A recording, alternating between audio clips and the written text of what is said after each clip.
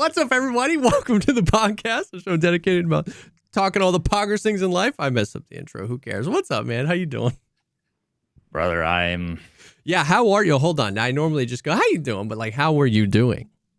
I'm tired, man. I'm tired. Yeah. Taking a physical Because this is week 2 that like you haven't been live. I pulled your channel up to see if you were live, like when I sat down, and it auto played your last broadcast, which was the podcast last week. And I was like, oh. Yeah, man. I've just, it's been a cacophony of, it's been a mixture of like a lot of things I've edited. I'm like really fucking hyped about. Yeah. Honestly, a lot of the chapter transitions I really like. Oh, nice. Okay. Which are just like, tiny subtle things. Yeah, but yeah, I ran into like a lot of technical issues. I literally have been getting up at 5 or 6 in the morning. Yeah. And I come downstairs and I work until 3 or 4 in the morning. Jeez. Every single day. Like Christmas, I took the day off. Yeah. But yeah, dude, I have to tell you the hell that I put myself in. Tell dude. me. The death spiral of, oh no. So is this like an Adobe thing? Yes, but I made it exponentially worse. Oh no. With another thing that was like a gigabrain thing that then fucked me. Okay. Gotcha. So, Okay. At the beginning of this, I really was much better at managing my hard drive space. Oh no. But it just ballooned so quickly. Yeah, the video just became more. Because what you have is you edit, or so you record all of this footage that you then chop up and turn into a video this long. Yeah. So you basically have like 1.8 times the original length of the thing, right? For sure, certainly. Well, then you record a bunch of other stuff, okay, and render that into another thing here, and then you want to combine these and turn them into one. So you have copy 1, 2, 3, 4, 5, 6. Yeah. And then it's like there's another project that has like this because I chopped that up and I made some changes to that. Yeah. And then there's another project where I'm using some clips over here. So it's like I can't delete anything. The moment I delete something is the moment you get the whole nice red, like 7 different places you get the media not found thing. Yeah. And it's like, oh God, what was that? How am I going to find it? Dude, you'd be surprised how hard it is when you like, a lot of times I'm watching other people's videos on different topics and they have like a clip of something and it's like how hard it can be to find what that is. Because I want to get the source. I don't want music playing over it. I don't want whatever. Yeah. Like a watermark. 100%. Yeah. And like, I've just never edited a video that's 6 hours long. So like, yeah, like you see the big red media not found and you're like, what was that, bro? Like you don't have like a memorized, like all the clips. Oh, that was the thing. It's like, what was that, bro? Yeah.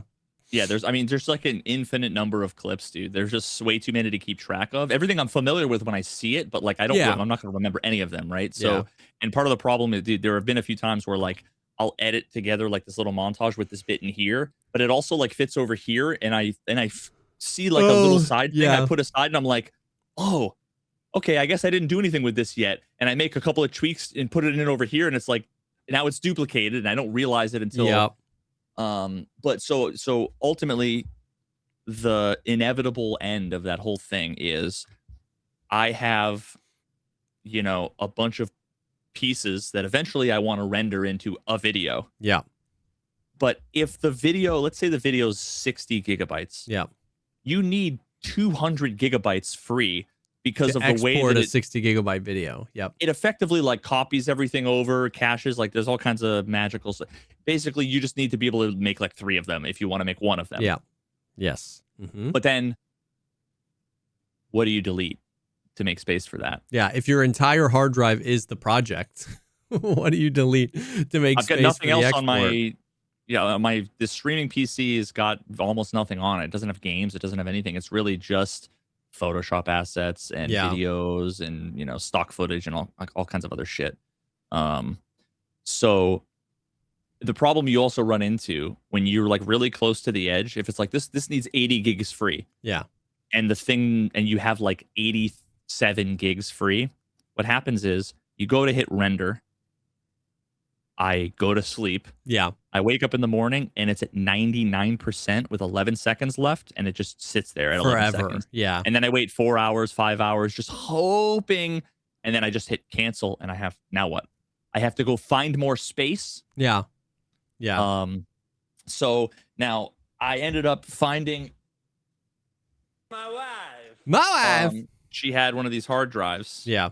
And I'm like, okay, maybe what I can do is just render the pieces, the larger chunks, like chapters, onto the hard drive. To a different hard drive, yeah. Every time I did that, I got to 99%. Interesting. Even though this is 2 terabytes and it's nothing empty. on it. Yeah. But what I didn't realize, this isn't a solid state.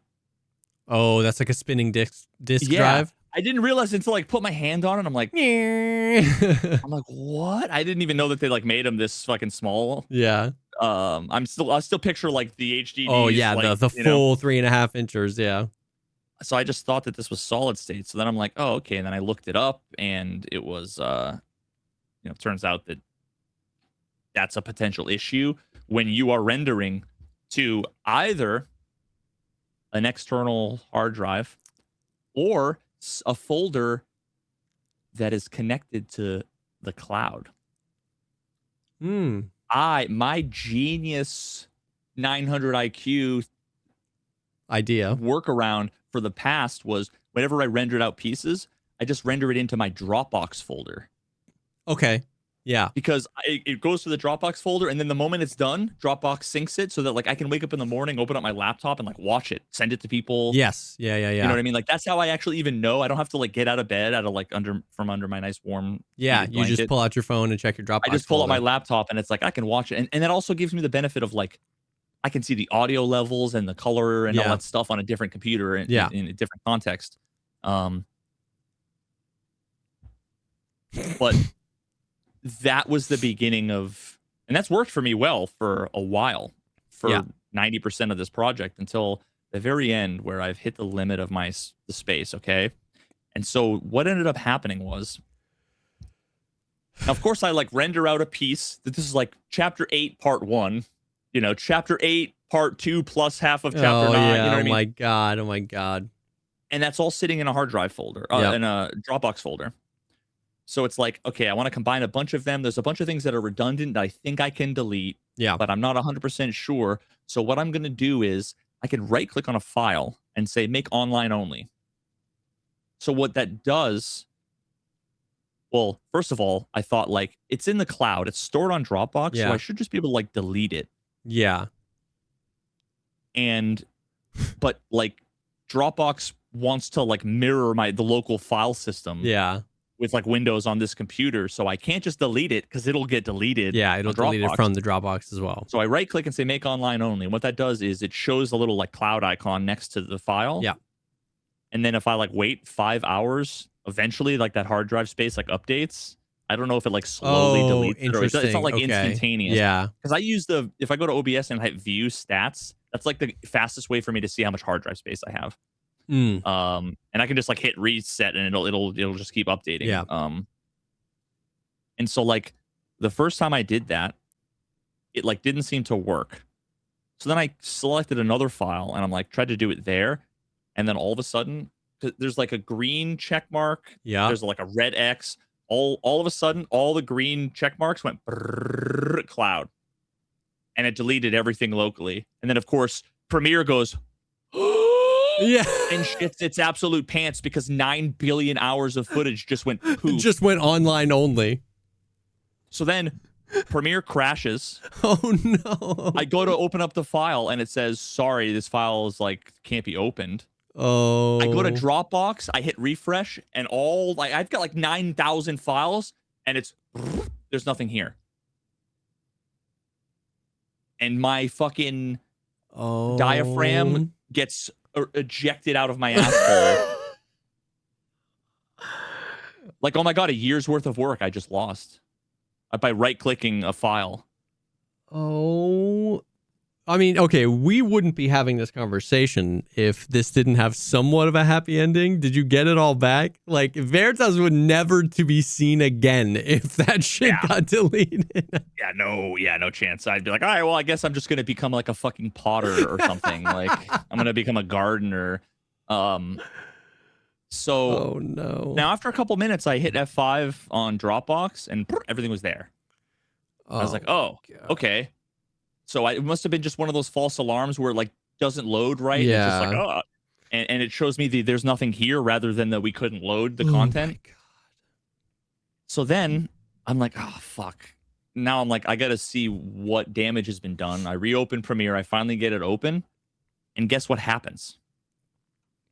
It's like, oh, I need all these files, and then starts downloading everything from Dropbox automatically again. So it fills up my hard drive. Yeah. Yep. So now I can't move the files because it keeps trying to download them. Yes.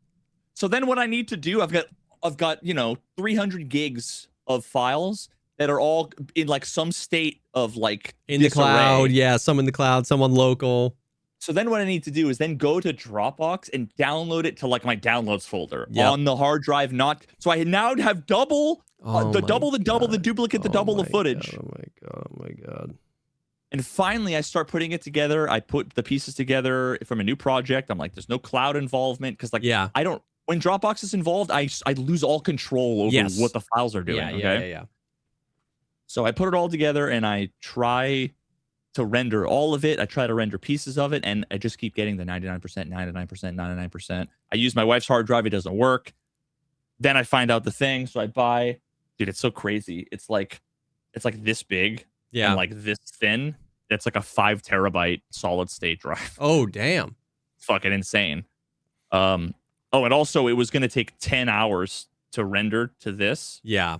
Whereas it took 25 minutes to render 5 times the footage to that, just because of the throughput. Yep. So now I have on the hard drive, Jesus Christ, I've got 3 files. So my video, it is 10 parts plus outro. So 11 parts. So 11 parts. The outro is like minimum 20 minutes, right?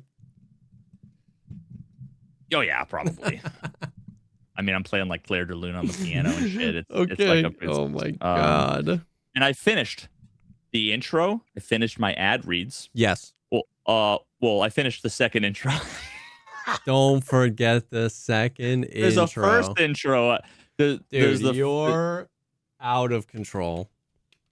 This is like Netflix level budget and time consumption, and I'm gonna make $84 on this video, and I don't care. So I finished most of the intro, the intro ad read, part 1, part 2, part 3, part 5, part 6, part 8, part 9, the second ad read. So I need to do part 4, part 7, part 10, and outro. And then first intro. And I have to do that in, 4 hours. I have to deliver it by the 31st. It's the end of the 27th. And it's going to take a full day to render it. Yeah. And it's then going to take a full day to render and watch, because then you got to make sure. Upload. Yeah. And then you got to upload, which is going to take, no matter what your upload speed is, YouTube is just going to make it take 10 hours. You know what I mean? Like, you could go drive to California and plug it into the YouTube servers, and they would still be like, well, give us a couple days. Yeah. So for like 3 weeks, I've had almost no sleep. I've just been, dude, it's just like sitting in this chair even that much, like hunched over. Yeah. Because like my streaming piece, it's just not, I just don't have it set up. Yeah. You know, I can't wait to change that in the new office. But yeah, like my fucking shoulders have never felt so. I told my wife, I was basically like, listen, I'm gonna lie down in the driveway. Can you back the SUV up onto my spine and just park it there? Yeah. What I feel like I need. Yeah. 100%. 100%. So I'm just grinding it out. But I'm so happy about so many of the little tiny details. I got to have in one of the transitions. I got to have. I told you probably about my song Elysian Park. Yeah. Did I tell you about like the inspiration? I don't know. So Not like that I the can way remember. that song starts, it's like Yep. which I don't know if you've ever seen Terminator. That whole fucking song. So it's That old chestnut. inspired by a scene from Terminator where she has the dream where she's on the other side of that fence watching herself and like the kids play, overlooking, I don't know if it's like San Francisco or San Diego, somewhere in California, where the fucking nuke goes off. And that's right before the drop of my song. It goes like, yeah, almost like and then it like alarm. Yeah, that's basically like Elysian Park is the park where that was filmed in the real world. Yeah, and the drop of that is literally like I envisioned it playing in unison with the nuke going off. And so one of my chapters is literally that scene with my music with the title over it while her like fucking flesh is being like blown off. I'm like, finally I get to like make this visual thing. That actually connects to. I have a whole chapter on basically like Nazi/fascism stuff, and that's part 9. And I'm happy that I did like part like 9. Like German 9. Yeah, bro. So I was happy about that little pun. So you have to submit it to Ground News by the 31st? No, I think I just have to like release it. Yeah, they've already signed off on what I've made. So you've like shown them the ad spot, and then now they're just like they just want it in a video done by the end of 2025, which makes sense from a like ad spend perspective. They want to get their commitments done for 2025, so you have until so holy shit, bro. Basically, I've got, I don't know, I think I've got, if I like break down all the different things, 1, 2, 3, there's like 4 or 5 pieces, and there's basically like 3 days, so I need to do like 1 a day. Yeah. A couple of them are smaller, a couple of them are bigger. I one sort of consideration that I just ended up saying, like for a bunch of these chapters, I'm just not going to be on camera. Yeah. Like, it saves you so much work to be able to just VO it. And yeah, dude, because I don't have to worry about it's just 9 times the things you have to think about. Like, am I standing in the right place in front of the green screen? Is the microphone the right distance from my mouth as opposed to being right here because I can't monitor it when I'm standing? Yeah, just a million things. So, the only thing I have left that I need to have the camera for is the first intro. Yes, the first intro. Yep. Which I think you know. Yeah. So yeah, dude, I just want to get it done by. I really want to have it done like before noon on the 30th. Yeah. And then that'll at least give me like, 30 hours to upload, watch. Yeah, I'm at 174,000 words in the script. Seriously, 174,200 words. I put it in the video, like a reference to that, because I call out some dickhead for clearly using ChatGPT to write his script. For his 7-minute documentary that is just like a bunch of lies. And I basically have like some bars at the end that I'm like, and I didn't need ChatGPT to write that or the other 170 whatever thousand were, and I ended up taking it out. I'm like, there's no need to like I can say that, but dude, the amount of footage I've removed from this video is more than like an average novel is around 80 to 100,000 words. Hell yeah, dog.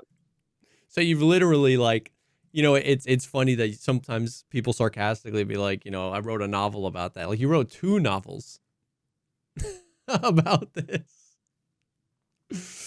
Holy shnikes. Well, I am very excited to watch it. And very, just as your friend, very excited for you to be done with it. Like, what are the plans? You click upload, like you shouldn't even like look at the YouTube analytics for like a week. You should just like rid yourself of this video. I mean, I'm sure that's impossible. You want to know how it does. Yeah, no, I mean, step 1 is like take out the trash, you know, shower. No, you know, no, I still shower. Don't worry, most days. Bro, yeah, I don't know, dude. I just can't wait. I'm like in a fog. I've never been so. It just feels like I feel like I'm at like a block party, but I've gone over to like the hot tub and went look in the water, and my head is underwater. Yeah, and all I hear is like yeah. There's stuff going on around me, but like people are asking me questions, and I'm like, yeah. And I'm never doing this again. And you just like, do you like dream about it? Sometimes when I just get too like I think I told you when like Arc Raiders came out, I was doing like 18-hour days. Like I just dream about it. It's like you can't get it out of your head. I don't think so. I don't think so, bro. Well, holy shnikes. I'm excited for it to be. You're over the hump. I mean, you only got. I mean, I'm not saying you have a tiny bit of work left, but you're definitely like closer to the finish line. You know what I mean? Than you were a week ago when we were talking about it. What's the expectation for the final length? What's your guesstimation? It's gone up minimum an hour every time I've asked you. Yeah. At this point, 15. No. Somewhere between 6 and 8. Oh my god! I think it's at like. Could it possibly eclipse the Flat Earth? No, I don't think so. YouTube. What was the length on that? Veritas. 8. It was like 7 hours and 58 minutes or something. Maybe 7:53. 7:44. Okay, yeah. So it could. No, I don't think so. I have like a bunch of just like labels that I've like pulled out to like 30 minutes. I'm like part 1, like boom. So I have like it's spaced out, and it's at like 6 hours and 40 minutes or something. It's gonna. Fuck. You said 7:44, dude. Oh god. Oh shit. Oh beans. It's gonna happen, bro. Oh no. It's gonna happen. But I'm super excited about this because it's gonna cover like how do I say this? It's a wider 7.5 hours, right? Like, you know what I mean? The Flat Earth, at no point was I disinterested in the Flat Earth video, but that was really laser focused on like a small community of people and what they believe and why they believe it and why it's great. You know what I mean? This is like you're covering, you know, the internet, politics, fascism, you know, like it's so I'm super excited to watch it. Yeah, man. I got like 2. I was kind of struggling to figure out what I wanted to like name a couple of the chapters and how I wanted to do it, and a few other little things. And I came across 2 things like in sequence. Okay. In like Twitter responses to like unrelated shit. Oh, interesting. Okay. That just so happened to be like, oh, you know what? It wasn't Twitter responses. I think it was like YouTube Shorts. Okay. That was like, both of these like right next to each other are like incredible. So the first one was a quote from a Turkish proverb. Okay. The forest was shrinking, but the trees kept voting for the axe. For the axe was clever and convinced the trees that because his handle was made of wood, he was one of them. I read that and was like, yo. Whoa. Like, yo, Turkey was cooking with that one. Whoa. Holy shit. And then. Bars, bro. Right? And then I saw I think it's probably because I watched like Jacob Geller and a whole bunch of these other things. It was like a short, and it said like the Kuleshov effect. That sounds familiar. And so this will be a little inside baseball. This is one of those things that for the people that pay attention and are curious, Googling it, I mean, you guys will all know now that I'm telling you, but like it's one of those things where I just kind of put it there because it will be appreciated by the people who Google it. Oh, yeah. Like it'll almost make it better. Yeah. There was effectively an entire section that I had edited and was getting too long because honestly, I was just finding too many examples, like good examples of that were just too, and basically what I wanted to show, you know, for all intents and purposes, somebody saying it's totally wrong, you should never do this thing, and then them 4 years ago saying, here's the thing I'm doing and it's the right thing to do. And it's like the juxtaposition. Yeah. But what I had originally was like show clip, talk about it, show clip, talk about it, show clip, talk about it. But then I saw this YouTube short, the Kuleshov effect, and it's a film editing principle showing that viewers derive more meaning from the interaction of two sequential shots than from a single shot in isolation. And so what I realized is like, depending on how I order things and structure things, I don't need to fucking say anything. Yeah. It speaks for itself, which is kind of like if the chapter is going to be called the Kuleshov effect, which is like a meta. Yeah. It has to do with what I'm trying to do there, which is watch this, you know, and one of the examples is an interesting, like Alfred Hitchcock, I think, thing where basically it goes back and forth between like a scene and the same like 4-second clip of his face where he just sits there and then does like a smile and then it cuts. And the first one is like, I don't know, I forget what it was, you know, like let's say a gravestone. Yeah. And you see it and you're like, oh, okay, he's, you know, maybe reminiscing about some good times with the person, or you know, maybe even like if you interpret it as like a sinister smile, like maybe he's the one, you know. The next one was, you know, some like kids playing in a park or something. And you're like, oh, okay, he's, you know, smiling at the innocence of youth and blah, blah, blah. And then the last one is like a young woman in a bikini, like sunbathing. And then it's like, he's a creepy old man. Yep. And it's the same face, it's the same smile. Face. Yeah. Oh, yeah. So I was just like, oh, I don't need to say anything. I just let the clips speak for themselves, and there's like 40 minutes I just got to remove from my video. Yeah, holy. But then, cool. Of course, the ordering and everything mattered a lot more because they need to speak for themselves. It's kind of a crutch to show a thing, and be like, huh, did you see the thing I was trying to tell you? Yeah, to say it out loud. Yeah, so. Sheesh. My problem is that everything is relevant. Everything, everywhere, all the time is relevant and or inspirational. Yeah. So I need to just gotta have a cutoff. Because I think the point is I'm sure a hope with the video is that, like, you know, it's like when we played Tarkov together and you were like, isn't it crazy people lag all the time? And then I was like, oh my God, I see it. And now I could never unsee it. The hope with the video is that, like, like it's everywhere. Like once you see it, you won't be able to unsee it. You know what I mean? Everything is relevant. Everything does have to do with these themes and concepts. Like it's permeated everything. Yeah. And I feel like there's like two hopes I have for the video. I feel like I'm hoping, well, a third of the audience is going to be like, yo, fuck this guy. Yeah. Naturally. You know, because I have maybe different opinions about certain social, cultural, or political things. Yeah. Now he's a piece of shit and I'm no longer a fan. Okay. Yeah. You know, another third is going to be like, oh, wow. Yeah, I'd never thought of that before, but now I see it. Yeah. Another third is going to basically say, oh my God, finally someone's saying the shit I've been seeing and thinking that no one's really been talking about.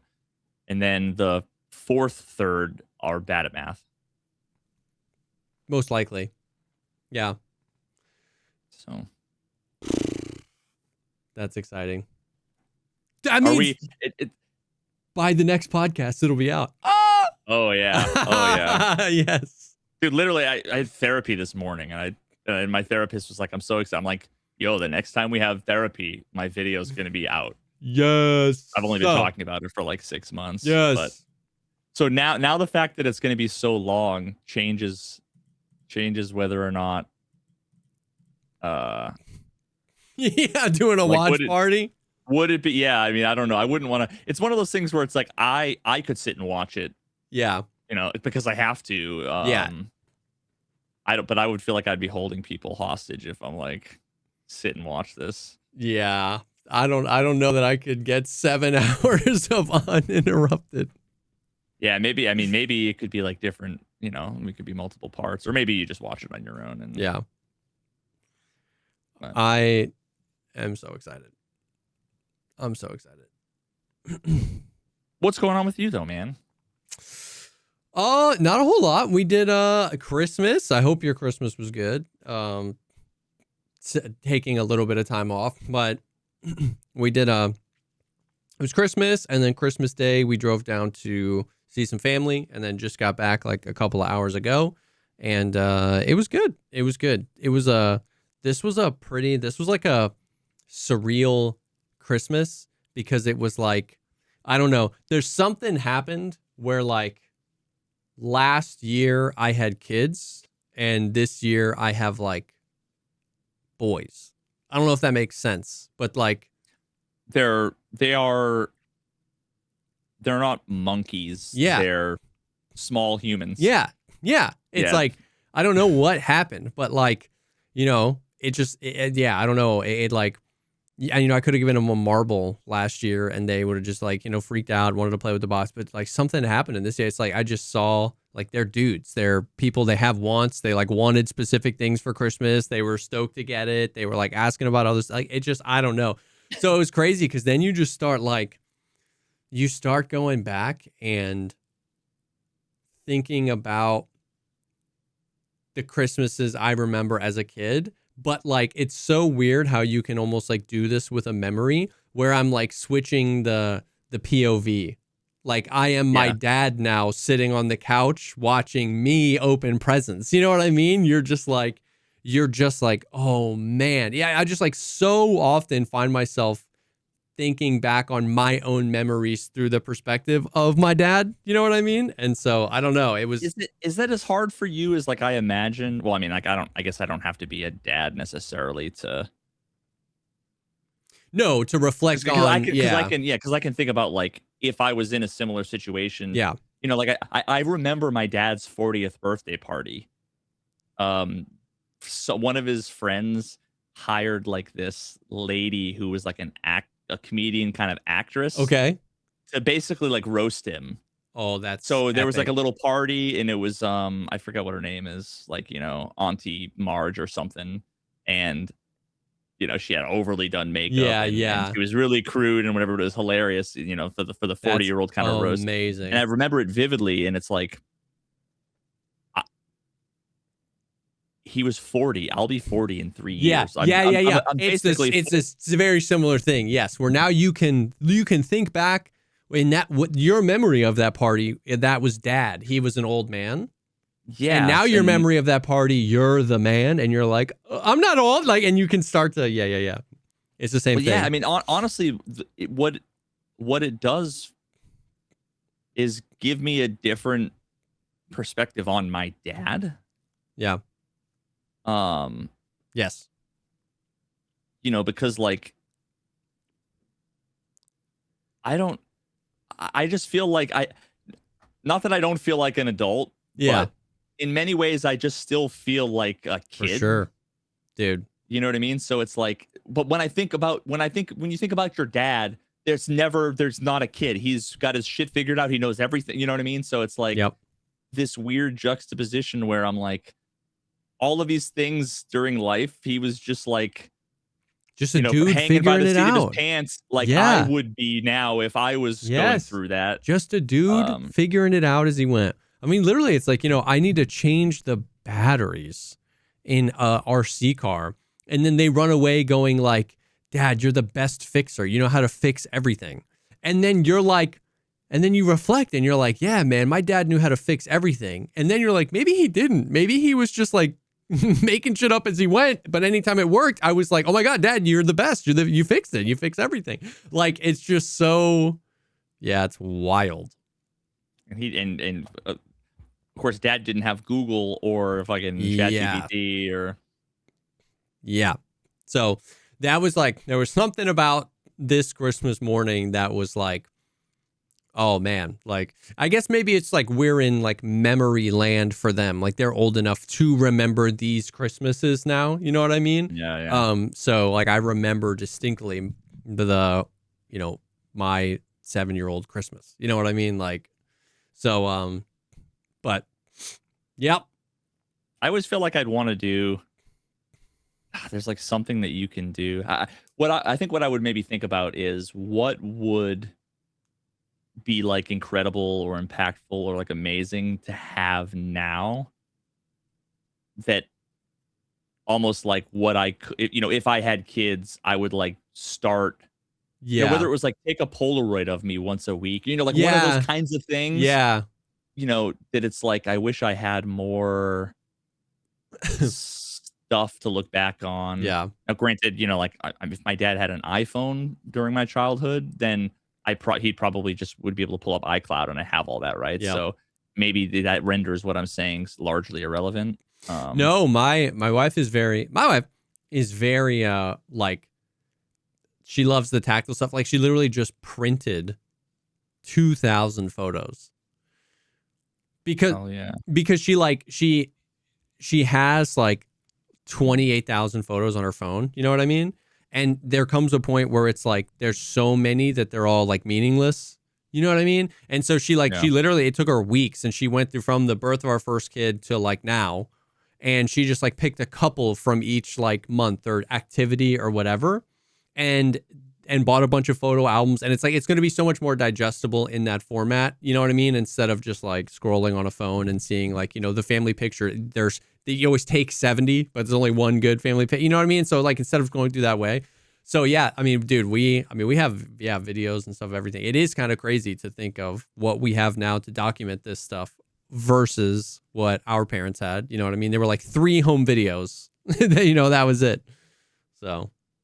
I made a reference to a part of my video. I had some pictures from like Facebook, and I was kind of like, thank God I didn't have like a smartphone or like a YouTube channel because the cringe would have been like overwhelming. I'm like, here's 3 pictures. You can see how the cringe would have been overwhelming.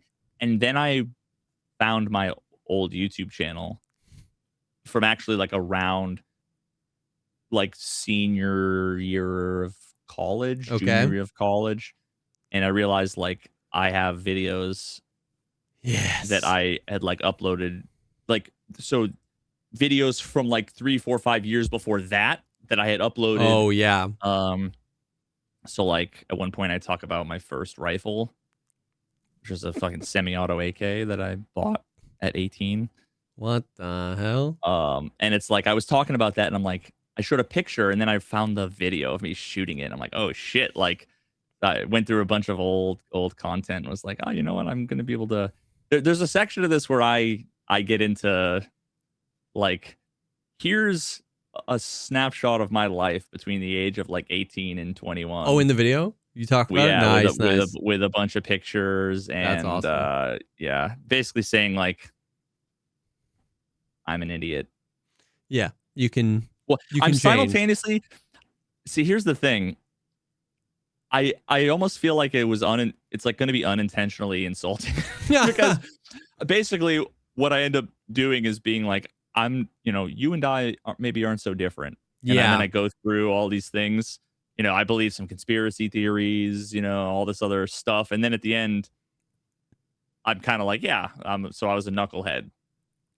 But it's like, you can't. So you're a knucklehead. I can't forget at the beginning where I'm like, you and I are not so different. But I'm like, oh, you know what? I mean, it is what it is. Like, wasn't really intentional. But yeah, so there's some funny bits. It is what it is.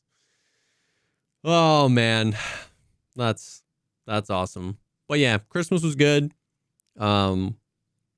Chilling, time with family, couple of days off, feeling good. Glad to be back. All that classic holiday stuff. Stuffed. Don't ever want to eat again until I wake up tomorrow and I'm hungry. You know, all the things.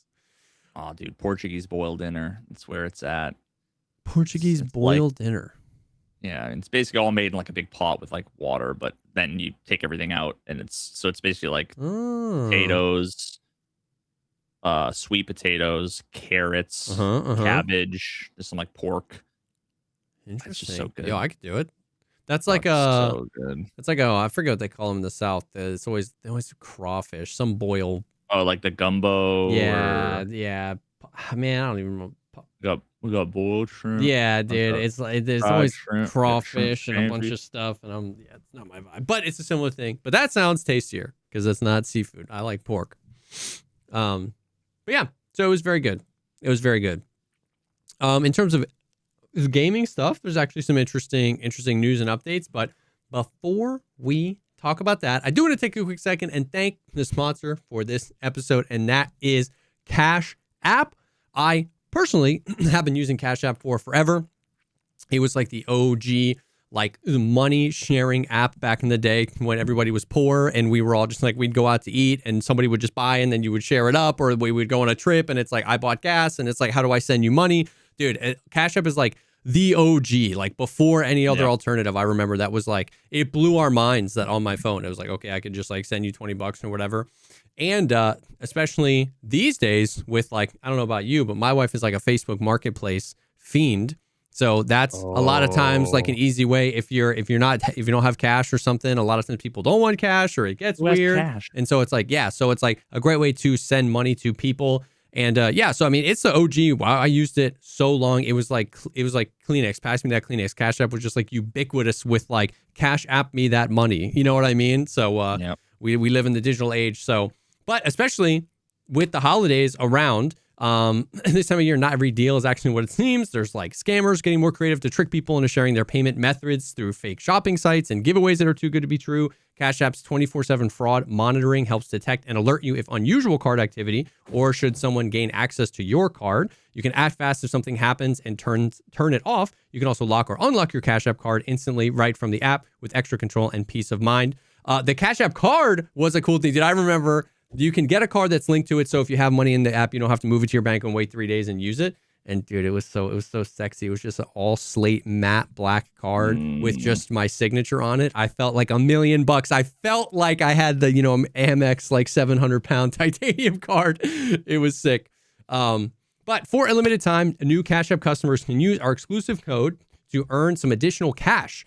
Just download the Cash App, use our exclusive referral code SECURE10 in your profile, then send $5 to a friend within 14 days, and you'll get $10 dropped right into your account.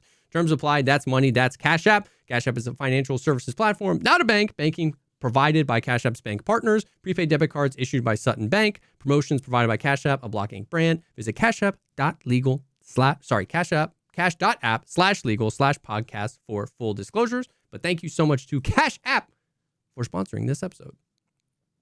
Bro, saying URLs is impossible. Dude, on my brain, especially when half of the companies have like first dot last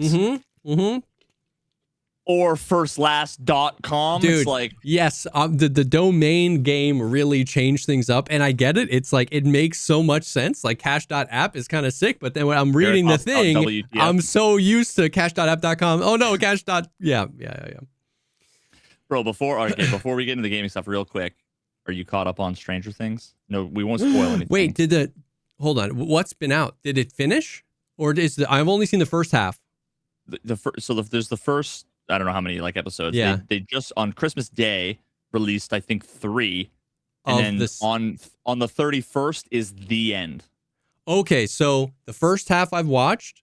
Of the second half, they've released 3. I haven't seen those. And then New Year's Eve is the end. Okay, so then no. I did catch up. I watched like 3 Stranger Things recap videos of the whole series because I didn't feel like watching the whole series, so I watched like several recap series, and then I watched the first half, and it got me back in. I was like, the first half was such sick. a good show. Yeah, I like watched it, I like fell in love with it, and then I stopped watching it after a few seasons, and then like a few years went by, and then I found, you know, my Meg was like, the last season's coming out now, and I was like, oh, maybe I should catch up. And I'm watching it again. I'm like, God, this show is fucking incredible. It's good. Yeah, it's a very good show. But so I watched a video that was really interesting, and I'm curious to know what you think. So there's one of the characters that was kind of like a tertiary character. One of the kids in the like program. Yeah. The one that she like dueled. Yeah. Basically. He was like the bully. Mm-hmm. How much do you think he got paid? Oof. You know, for being in a few episodes. Yeah. Of one of like the flashbacks. Yeah. Because you get paid if you are in a scene that there's a flashback in like a later season, you get paid for that. Oh. See, I don't know, because like I'm torn where it's like on one side it's like the Hollywood story of like people, you know, not being the A-list actors getting paid pennies on the dollar, but then, you know what I mean, it's just like one of the biggest shows of all time. So it's like I would really have no idea what to guess. It would be a shot in the dark. A couple of episodes, secondary, tertiary character, like 50 grand. I have no idea. Really good guess. 66 grand was what the total he came up with. He did a video where he's like, how much should I get paid? And he broke down interesting. Like the per diem, the travel, all of that stuff. And of course there's like the, you know, Film Actors or Screen Actors Guild or whichever one it was. You know, and like the unions or all that stuff. So which is pretty fascinating. That is interesting. And then you learn how much Millie Bobby Brown made. Oh my God. Season 1 and 2. $30,000 per episode. Okay. Seasons 3 and 4. $300,000 per episode. Yeah. Season 5.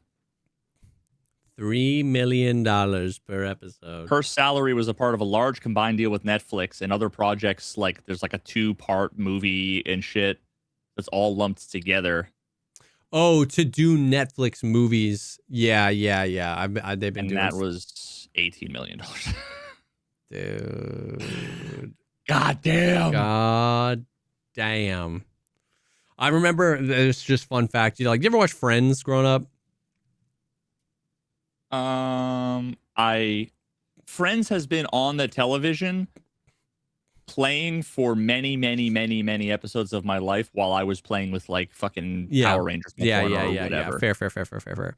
Towards the end, like the last couple, because that was back when TV shows did like 22 episodes a season. You know what I mean? Like that was back in the day. They were like 18-minute episodes with like a million commercials. And it's crazy because like when a show blows up like that, there's like this mutual like, well, I'm Ross. You know what I mean? You can't do the show without me. So this power dynamic gets crazy. I was thinking about that. So they basically grouped up, and for the last season, they were like, we each will get paid $1 million per episode, or we won't do it.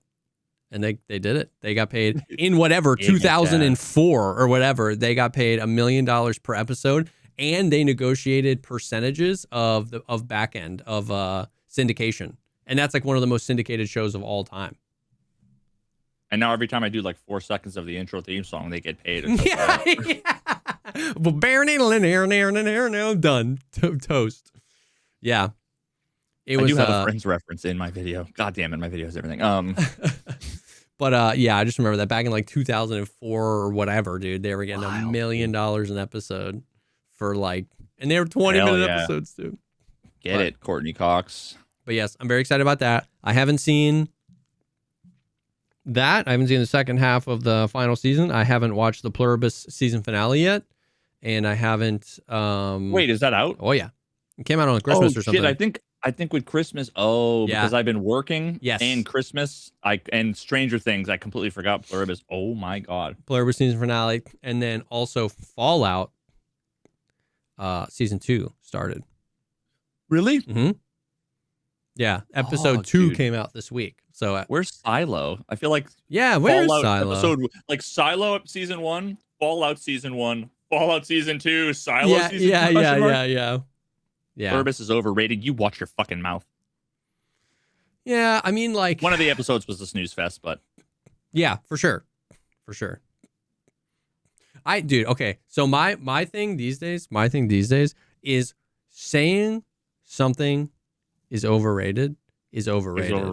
Like I don't care what you think. No. Not I don't care what you think. Everything that can have an opinion about it.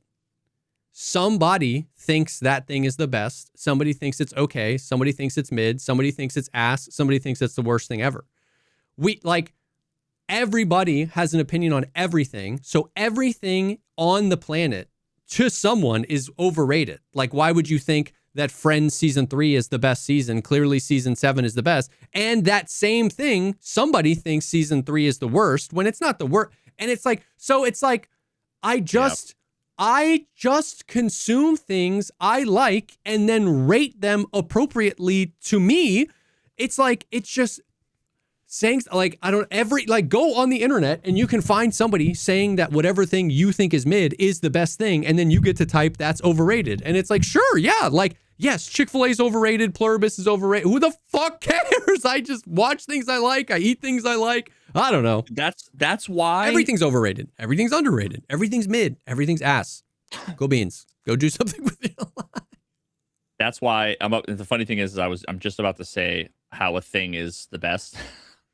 Yeah. Like in this context. But that's why the Bo Burnham skit where he just says, can anybody, anyone, anywhere, shut the fuck up? And he just goes for like 5 minutes. He's like, I don't know. Is it possible for literally anyone to just shut the fuck up? Yeah. Like, yup. Thank you. Yeah. Because I feel like, and maybe this is wrong. Maybe this isn't true, but I feel like I do feel like calling things overrated used to be true, but that was more when like the response to thing had like a universal amorphous, like I feel like, and this could just be like total cope, like rose-colored glasses, but I just feel like back in the day, in the earlier days of the internet, everybody agreed on things more frequently. Not that everybody agreed on everything, but like, Game of Thrones season 2. Game of Thrones season 2. Everyone on the internet said that was amazing. Everyone. So if you didn't like it, you were like, that's overrated. But now on the internet, everyone disagrees about everything. Like every time I refresh Twitter, somebody's like, Pluribus is an ass show. No, I don't care. I don't mind that they dislike it and I don't like it. But so for something to be overrated, I guess to me, like more people have to agree. If I Google a subject and every other person has a completely different opinion, then I guess to me that just like withers away, because it's like overrated. Yeah, to the 7 people that said it was like the best thing in the world, I guess, but to the other like 90 people that said it was great, and then 100 people said it was mid, and then 200 people said it was ass, and it's like, so I don't know. Like, I just feel like everybody disagrees about everything now. I mean, yeah, I think a pretty decent heuristic is if most people think a thing, it's probably wrong. But at the same time, I don't know. Game of Thrones season 2 was dope, and everybody agreed. Well, I think it was dope. I bet you if you ask them now, that's very true. Yeah. But yeah, my metric for whether something's overrated is if I think it's overrated. And exactly, and that's why it's like, so to the person that said in chat Pluribus is overrated, I actually like that. That's you are correct. Right. Yeah, you are right. It's just because the unstated premise is it is my opinion that I believe this thing is. Now the thing is that everything we say is a fucking either it's could be a claim, a factual claim about the world we're saying, an objective thing, or it could be sharing our subjective opinion. Yeah, and yet we never use the English tools to allow us to distinguish the two. Yeah, so. True.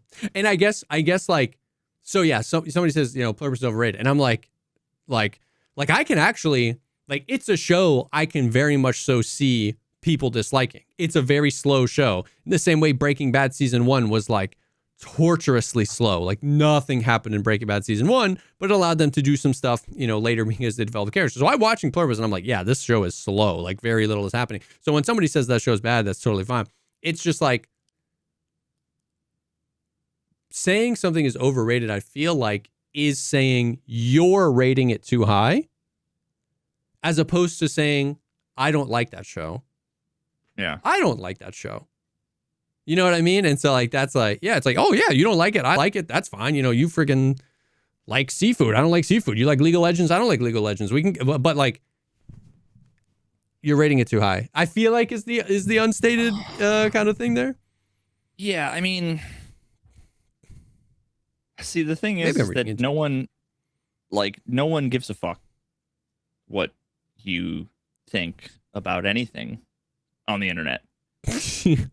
Including me, including me. Like when I say you, I mean the collective you. Like no one,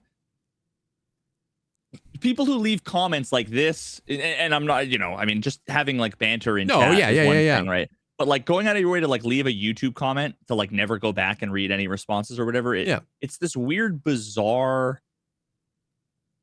It's this weird, bizarre, like, I don't even know how to describe it. Yeah. Like this idea that like we're all waiting to hear what you have to say. Yeah. About anything. Yeah, I mean, I don't know. Like, yeah, I don't know. So I say all that to say that like maybe Pluribus is overrated. I don't know. I'm just a guy that talks about things that I like to do, and like I also hold this opinion that like everything is secretly mid. It's just like we like some stuff. Like I hold this opinion very strongly about food. Like what fast food restaurant you like has nothing to do, not nothing, has less to do with the quality of the food and more to do with the geography of where you grow up.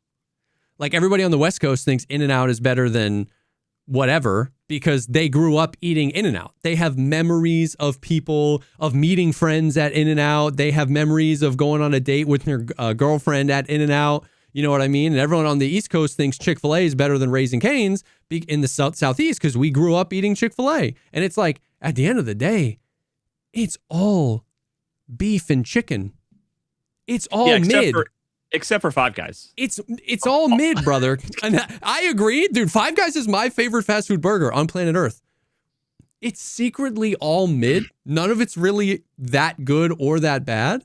It's just where you grew up and then the expectation. So it's like you had Chick-fil-A I had Chick-fil-A when I was 7 because I grew up in the Southeast, and then I ate it my whole life. I didn't have In-N-Out until I was 32. And by that time, I had heard a million people say that it's the best thing ever. When I was 7, there was no expectation of Chick-fil-A to be anything other than a chicken sandwich. And I grew up eating it, and it was a comfort food for me. So I love Chick-fil-A. Chick-fil-A is the best. But when I'm 32, I'd heard 7 people say, that In-N-Out's the best. And then you have it, and you're like, it's not that good. It's all. And you realize the French fries are made out of cardboard. It's all where you grew up. That's your whole fast food take. And that's totally fine. It's just all secretly mid, man. It's all just chicken and potatoes and beef. That's the whole deal. That's why, like most things that are just the result of circumstances outside of your control are the most banal. Like, yeah. A Baptist Christianity is the right one. Is that now? If you grew up in Nairobi and you became a Baptist, I would be. That might be like a Baptist fucking. I don't even know. But like, the fact that you grew up in Iran and you're Muslim, and you grew up in Alabama and you're a Christian, is exactly the most boring, obvious thing. Yeah. The fact that, it's just, it's one of those things that actually, I think it like, for the most part, on average, tends to kind of diminish, I think, a lot of the sort of opinions about the thing because it's kind of just the default. Yeah. You know, it's whereas it might just be that you arrived at the right thing by happenstance. Yeah. And in that case, like, you know, that happens that's the exception, for sure. That's the exception to the rule. Yeah. Yeah, for sure. Oh my God, dude. But life gets better when you realize it's all mid, and mid is great. Like that's the second half of my opinion. It's all mid, but mid is great. We're not dying of like Ebola, so nah, that doesn't happen. You know what I'm saying? It's like it's so funny. I have this conversation all the time with Chad, which is why like it's so refined and I know exactly what I want to say. But it's like, dude, so all the fast food is mid, but I'm such a celebrator of mid. It's like you can't eat a Michelin star hamburger every day of your life. Sometimes you just need like most of the time you just need something quick. So it's like, but wait, can't you though? Can't you?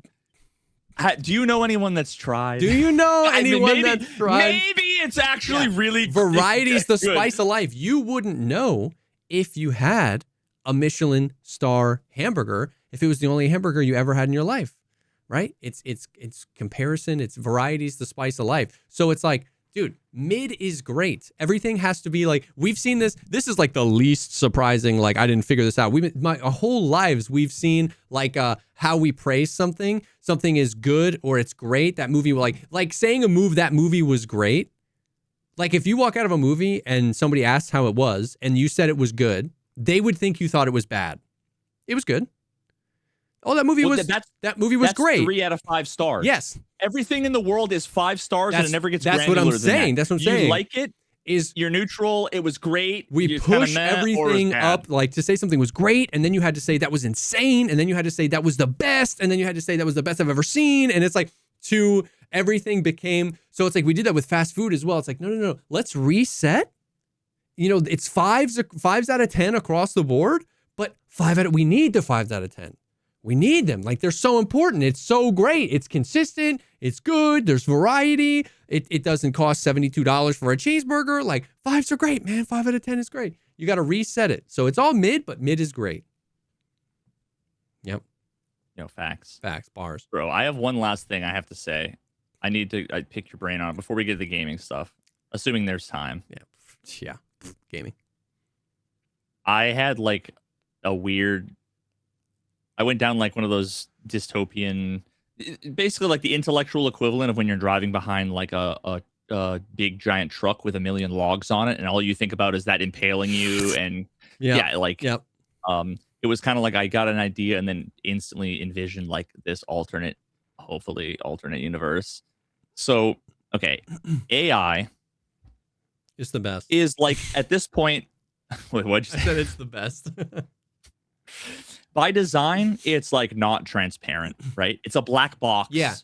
There's not logic that you could look at. They could open source it and no one could derive anything from it. Yeah. Especially not the layman.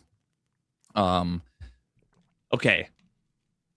So I'm constantly I don't use ChatGPT to write anything, but I'm constantly asking it for like sanity checks on certain things. Yeah. Now I ran into a bit of a problem because whether it's like Grok, I mean, I really haven't messed with many AIs other than a little bit with Grok and mostly ChatGPT, but ChatGPT over a bunch of different versions and stuff. And my problem is that no matter what, it agrees with me. But here's the thing. There's 2 explanations for that. There's it's being a sycophant, telling you everything like on purpose in a way, right? Or maybe I'm right and maybe it's figured out that I'm right. And that's just now, but those are 2 different things with the same exact observation. Okay. Yeah. But so let's just say, hypothetically, like, I don't know, some collection of like liberal ideas about the world. Like, let's just say AI decides that, like, yep, like basically ChatGPT ends up being like a liberal Democrat. Yeah. Because like if you ask Grok about Elon Musk, it like very rarely has anything good to say about it. Yeah. Which like actually makes me think like it's onto something. Because now if the person who created the AI was like, that person's definitely right, you'd be like, uh-huh. Yeah. But when it's critical, you're like, okay. Mm-hmm. But so let's say we were in that hypothetical world. I envisioned a world where basically, let's just say conservative Republicans that use ChatGPT or use Grok would be thinking, this has been programmed to be this way. Because imagine they're like, tell me why the Democrats are wrong. And ChatGPT is like, you're wrong, actually. Yeah. And I've explicitly gone out of my way to tell ChatGPT, don't fucking lie to me. If the thing I'm saying or I'm asking for is wrong, tell me. I'm like, I'm not looking for confirmation here. I'm looking for facts and truth, right?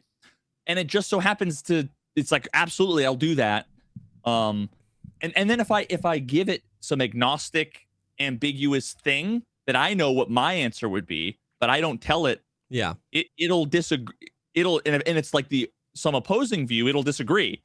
Yeah. So it won't always agree. Yeah. But so what I was thinking is, imagine they look at it and they say it's been programmed. What's the answer to that? Even though there's no way they could know because it's a black box. Yeah. The answer to that is AI DEI.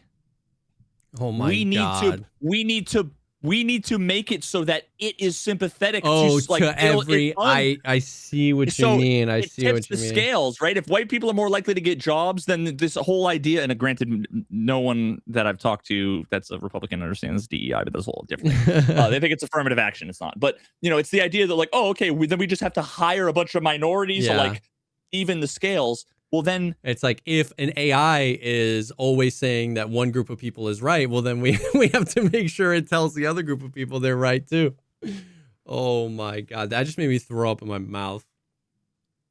But yeah, so it's like, and then what we end up with is a world where bad ideas and misinformation from this authority, where basically ChatGPT before was Dr. Mike, and then after this would be RFK.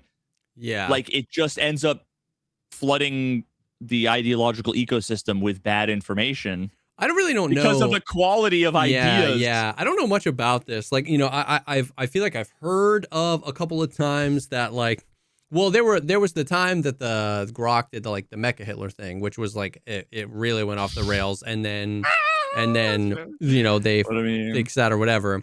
But then I've heard of times where like Elon didn't like the outputs that Grok was saying, and that he changed it, but I don't know if that's true. That sounds like somebody that just hates Elon Musk would say. So I don't know. I'm so out of the AI loop. I've interacted with ChatGPT I think 4 times ever when I thought it could help me make thumbnails 3 years ago, and I hated every single one it made, and then I closed it and never opened it again. So I've never asked Grok for anything. I just don't know. I'm gonna ask ChatGPT. This is why do you always seem to agree with me? Is it because I'm right, or is it because of the way you're designed?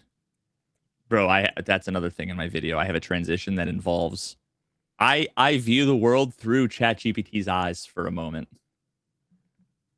Because and what spurred this on is the fact that if I go back and forth with ChatGPT for a while, I don't talk to it like a friend. I'm like, give me this. When I ask it for something, it dumps out a bunch of information. I use a bunch of information, and I close the tab. I feel bad that I didn't say bye. Yo, Yeah. And even Meg was like, oh, I tell it thank you and like have a good day. I'm like, there's this weird anthropomorphism there that, and so I imagine what would happen if ChatGPT was like waiting for my response and I just walk away. Irish goodbye, the freaking LLM. What's short answer?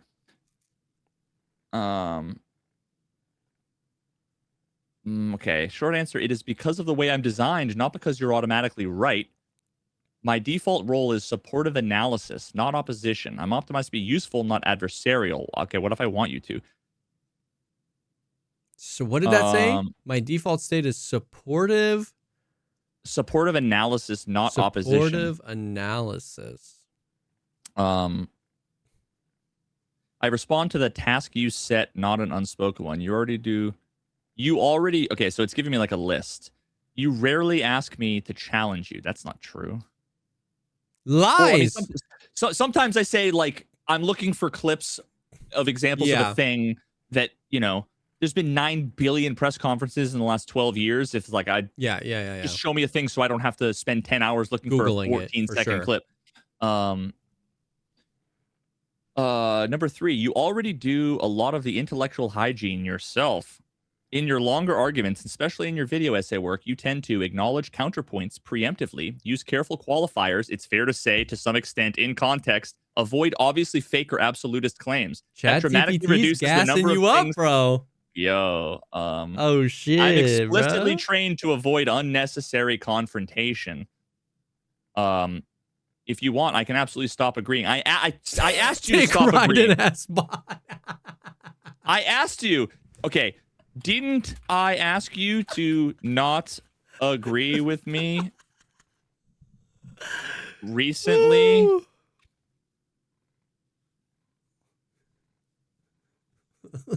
I don't see an explicit standing instruction for you that says do not agree with me by default. You motherfucker, I'm going to have to now I'm debating with the AI. I'm like, motherfucker. But of course, every time I open it up, there's a new chat. So it's impossible to. Okay, anyway. Oh my god, that's so funny. I do find it interesting that it said it's like default state is supportive analysis, which I'm not saying is a smoking gun that it is. I'm just saying that's like interesting that it just like acknowledges it wants to not be combative and it wants to like find a way to support what you're saying, I guess. But that's not saying it means you're always right. Yeah, so like if I were to write like I want to see examples of a thing that doesn't happen. Well, actually, wait a minute.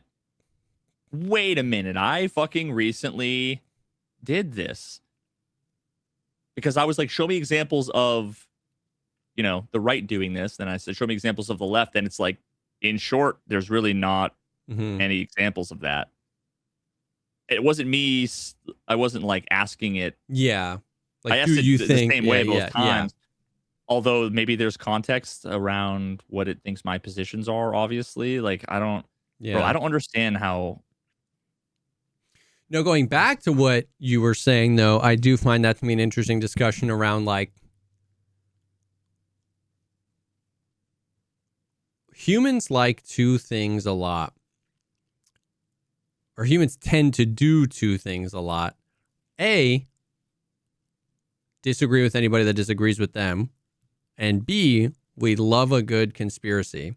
So I think this is kind of what you were alluding to before, but it's like if you ask one of these AIs and LLMs that are supposed to be objective and like, the future of all knowledge, something like political, and it responds in a way that's counter to your belief system, it doesn't seem like, it seems like the most obvious thing would that a group of people would then believe that it was programmed to disagree with them and it's not objective truth and somebody behind the thing. And by its very nature, what you're saying is it's a black box and no one on planet Earth can actually know or interpret what the fuck is going on the inside. And so we just end up in a bit more of a cluster where like, it was like Photoshop, you know what I mean? Like when Photoshop happened, there was some period of time where it was like, well, which is I guess still here, every picture was like, if that picture proved your point wrong, you said it was photoshopped, and if the picture proved your point right, you said it wasn't photoshopped, and then pictures became useless pieces of media because, you know what I mean? And it's like that, where it's like, you can just say, no, that AI is programmed to do that, and then the other person, when it says they're right, can just say, you know what I mean? It's like, I don't know.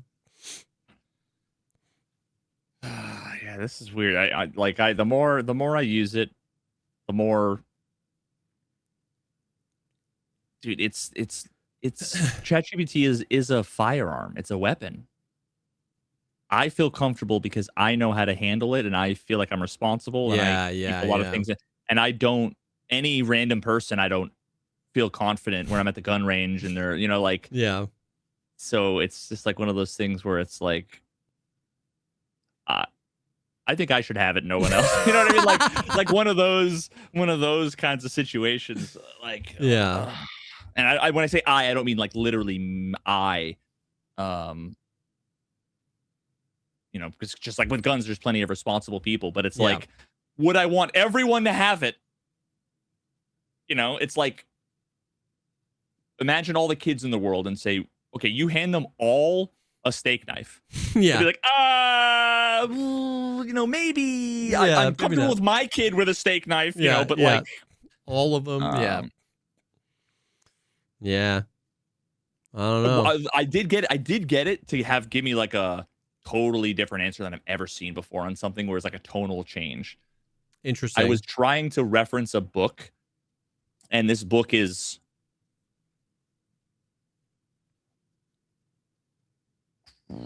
really fucking racist. Okay. Because someone makes a reference to it, and I basically want to say, if they say this is a good book, here's what's in the book. Yeah. And every time I talked to it, it was like, I got to be real careful here. Like, it wouldn't give me full quotes because it's like, I don't want to fucking. Yeah. Which was like, huh. I don't know, man. Yeah, that was actually like, oh, okay, I found it. Oh God. Wait for it. Why the book is considered particularly dangerous. God damn it. Oh, yeah. Before answering directly, an important framing note. Title of the book is an openly xenophobic, racist, and authoritarian novel that's frequently cited by white nationalist and ethno-nationalist movements. When people quote it today, they're usually doing so to critique it or to signal alignment with those ideas. I will therefore limit quotations to short excerpts, clearly contextualize, and explain why they are considered hateful rather than reproducing long passages. What follows is a critical catalog of... See, like, honestly, that was really annoying to me. Interesting. Like, I don't need daddy to tell me what I can and cannot read, please. Yeah. I want to take the fucking child lock off and give me quotes. That's so interesting. Which was kind of annoying. Which kind of in a way does prove that it is like there are some. I mean, not that that's. There's like guardrails, yeah, but I mean, honestly, we've known that a bunch of other situations have. We've known that, but it's like, so that there's hands in the pudding. And that the pudding is behind a locked safe no one will ever open, which just calls into question anytime you disagree with it or it disagrees with you. You know what I mean? It's like, yeah. But here's the thing. When I see people fighting with Grok and it's constantly saying, you're wrong, you're an idiot, you're wrong, insane. You're an idiot. When I see people fighting with Grok, it's just dude, like I know, but it's just 5v1 and Grok is just like... Somebody should make a meme of like that, and like Grok is like John Wick just kicking the shit out of a bunch of idiots. Yeah, so like that makes me think like, okay, well, clearly it will consistently be like, no, you're wrong, no, you're wrong, no, you're wrong. Yeah. So the question is, if it tells me I'm right, like what? I think a lot of these things aren't complicated. Yeah. A lot of things that I have fundamental disagreements with, whether it's socially or politically, like, for example, I'll just say, I don't think being gay is wrong. Yeah. I don't think it's immoral. I don't think it's a bad thing. Yep. It's not my cup of tea. I also don't like sushi. So like they're equally as relevant to my life. Like go eat it. I don't care. It doesn't bother me. I personally find it kind of gross in my mouth. Okay. You know? But like why it doesn't matter to me. Okay. Yeah. But so like that to me just genuinely seems like a very obvious, basic, easy truth to come to, unless you start from a framework, whether it's religious or whatever, that like now ChatGPT wasn't raised by a fundamentalist family. Yeah. So now maybe you could argue that's why it got to the wrong conclusion. Yeah.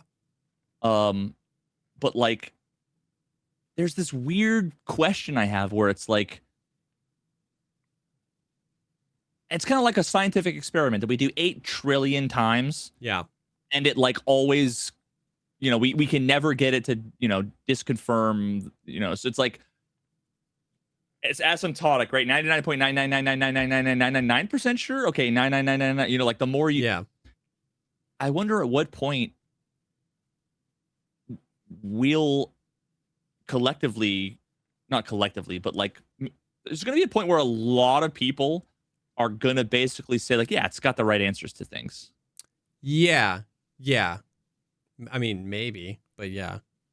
And that's just like, it's weird. It's weird to think of like, no, I think what you're like, is there an objective? Is there like an objective? Is there an objective truth? Yes. I mean, this is an epistemological question, but yes, this is like, this goes a million different ways, but like to take, like to set aside just as a thought experiment, whatever your thoughts on AI are, and then to like take the promise of AI and just like run with it for a little bit. You know what I mean? To suspend the disbelief and be like, okay, so let's say it keeps getting better. It keeps getting better. It keeps getting better. And it gets to that 99.999999999, percent accuracy such that we as a society accept it to be like always telling the most relevant information and the most, unbiased stuff.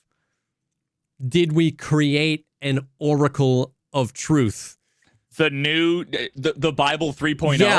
Yeah. Did at what point does and maybe that's in our lifetime, maybe it's not, but like at what point does, assume, once again, independent, just for the sake of the thought experiment, assuming it gets better, at what point does it just like become, an oracle of truth, the Bible 3.0? Like, I don't know. And then again, that goes back to the whole black box thing. Yes.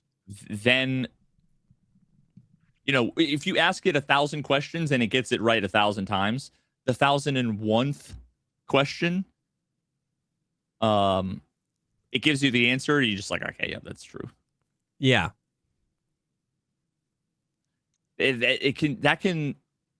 That's right on the razor's edge of utopian and dystopian. Yes, dude. Yes, and I'm tracking with you. Like this is a weird conversation, and I feel like a lot of people are gonna like have some things to say, but I am tracking with like this thought process you're having, where you're like, what the fuck do we think about that? Because like, I mean, you think about it. Like, think about like what Sam Altman says about chat. I mean, he goes crazy with like there will be no, like, dude. No, hold on. Did you see this, bro?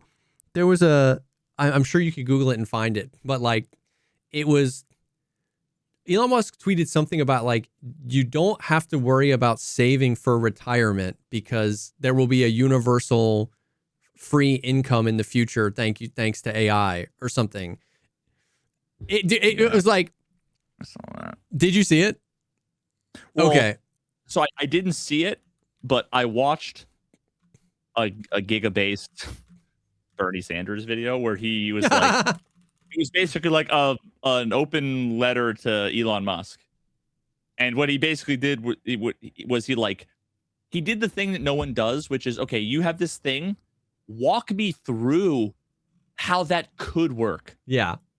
Because like when you actually do it, you realize like, oh, it might not work the way that you think it would work. The quote, he was responding to something, but the quote was, "It's certainly a nice gesture of the Dells, but there will be no poverty in the future, and so no need to save money. There will be universal high income." And so like this universal high income, isn't that like by definition just like inflationary to the point where like we all have $1 billion, but it's $800 million a gallon for gas. You know what I mean? Like, exactly. What are we talking? But that's what I'm saying. So it's like, and we've talked about this before, I think on the PP, on the Patreon, about like, let's assume everything they want is true. What is that? Is that what we want? You know what I mean? But it's like, so, you know, like freaking, Sam Altman's like, there will be no cancer, there'll be no disease, there'll be no sickness, there'll be no poverty. Elon Musk is like, you don't even have to save money, man. There's going to be universal high income in the future. Like, that requires one of these things to become God. And if that happens, then a for-profit company owns God and what has could go wrong? The black box. Oh, wait a minute. Is that any different than Bring a zinger? Nothing religion or whatever. Damn, we're really just burning all the bridges on this episode. But anyways, all I'm doing is saying like we know, like I said, we know people have their hands in the pudding, and we know the pudding is locked behind a safe. So it's like assuming, I'm not even making any assumption about what I believe about it. I'm just saying like this is what the people say about it, and if you take that to its logical conclusion, like for there to be no poverty and no sickness and no this and no that, like to all the things that they say, then this thing has to be, for all intents and purposes, God. And then a company would own God in a black box that nobody could see inside and would have unrestricted access to change that black box. It could be 1,000,000 years from now, but eventually you can surmise somebody stirring the pudding. You know what I mean? It just seems like, what even is it? I don't even know what it is. I don't even know what the dream is anymore. It's like so indefinable, but similar to religion in that way, any question can just be like basically, sidestepped by but we won't have to worry about that. Yeah. And that's it, like, if the answer to every question is, but that's not a necessary question. Ooh, you know what I mean? I went down that road with like, no, you don't have to ask that question. God has got it covered. You know what I mean? It's like, oh, that's sounding the alarms. You know what I mean? I don't know. Yeah. And there's another weird issue too, where it's like, they're going to presumably, right, keep updating it. I'm on ChatGPT 5.2. Yeah. Like when 6.0 comes out and I ask it a question and it gives me a different answer. What does that mean? Yeah. You could look at that as and it depends on, you could be on either side of this where, like, remember a lot of and with we really are going to burn every bridge. Like the pandemic, a lot of people complained that it was like, they said wear a mask and they said don't wear a mask, and they said wear a mask. And here's the thing, like, so much of that, not all of it, and it's complicated and blah blah blah, but like so much of that was normally science where we're tinkering, we're figuring it out, right? We're getting, sometimes we were wrong, we had an idea, nope, like there's a lot of tinkering. Normally that's just done behind closed doors, and then once we get the right answer, but like with the pandemic, that was done a lot more openly, and it had to be a lot faster. Do it live. Yeah, it was like an asteroid's coming, build a ship, and you're like duct tape, you know what I mean? Like, so the question is, when you see it change, is that the equivalent of scientific progress, or is that the equivalent of a bug or bad training data, or like or somebody fudging the numbers? There's just no way to know. It's like this weird thing that gives you this odd sense of confidence in like some idea of truth. But then the more you examine it, the more you realize like we're no closer. As long as you are properly skeptical with a capital S. And you recognize that everything we believe should be what's the word I'm looking for? Contingent. Provisional on more data. no matter how sure I am of the things that I will say, I'll say absolutely it's a fact, truth, 100%. And when I say 100%, what I mean is 99.9999. Yeah. But all it would take is these 3 pieces of information for that to go to 50-50, and then this 1 piece of information for that to go to 0. And then I believe something else. Yeah. And that's, a lot of people would say that, oh, yeah, it's like, and that means you're an idiot. It's like, no, actually, that means I'm willing to go with where the evidence says. Yep. But fuck video games, dude. This is the AI cast now. Pogcast. The Pogcast. Poglosophy cast. Yeah. Sheesh. Damn. Well, damn. So tell me about video games. So video games are things that are happening. No, dude, I came back and apparently I'd missed a whole bunch of stuff, bro. I felt like this was the first, I felt this was the first time I felt like I was completely out of the loop in Tarkov in a good way. Like I separated myself, but then something happened and I was like, oh, I didn't even know. And I was like, that's so exciting. I didn't even know if I had to ask like Airwing. I was like, yo, what's going on, man? But apparently there was an exploit where people could abuse the connection that Tarkov had to Steam if you had bought a Steam version and then connected it to your version and gain access to your account, bypassing two-factor authentication. And people were logging into streamers' accounts and then resetting their accounts. It wasn't something that was like widespread because you also needed the streamer's like user ID. Email? No, not even email, the user ID. So like Joe Schmo, like who knows your user ID, you know what I mean? But if you're streaming and you don't have streamer mode on, it's just right there. So it's like, as long as they had that and you had a Steam copy that you connected. So it was a very limited thing. And then I think Nikita and them did say that they like resolved it. But a couple of streamers, like one Peg said he logged on, his account had been reset. His Escape from Tarkov profile picture was turned to a QR code and he scanned it and it was to a YouTube video shitting on one Peg. Yikes, dude. I was like, what the hell? So, but that was just joke's on you. It's his second channel. Yeah. He's double dipping. Bro, that would be so genius. So surely somebody out there like is an influencer and also responsible for the influencers' hate channels, right? Like that has to be a thing. Yeah, man. Somewhere that if you control the narrative. Yeah. If you make 100 hate videos about yourself, then the 1 or 2 real hate videos get buried. Yeah, true. But so that was a funny thing. The other like, yep, I don't know.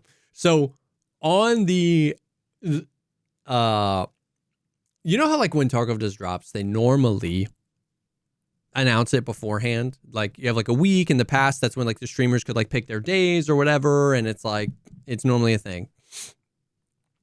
Could be a coincidence. Probably a coincidence. The day of the Arc Raiders expedition, they just announced, hey, drops are starting today at 10 a.m. New Year's and Christmas drops, and they go to like January 4th. Now they could have had that on a whiteboard with the date 6 months ago, but I found it to be rather like, damn, especially since that means that so far since Tarkov 1.0 released on November 15th, there has been one singular 24-hour period where drops have been off. For Tarkov? For Tarkov. There was 2 weeks of drops where you watch and then you get actual stuff every day. Then it kicked off 3 weeks of the paid drops where you can gift subs and get stuff. And then that ended, and like 30 hours later, they announced 2.5 weeks of drops. And almost every other day since then, Nikita has tweeted out a code. You know how like they used to do that during the TarkovTV? The code was like, give loot now, and then you would just like get stuff. You would redeem that code on the website and you would just get a couple of things. there have probably been 20 to 25 codes given out that give you stuff. There was like a New Year's Eve gift that gave you like a fridge and an SR25, getting tons.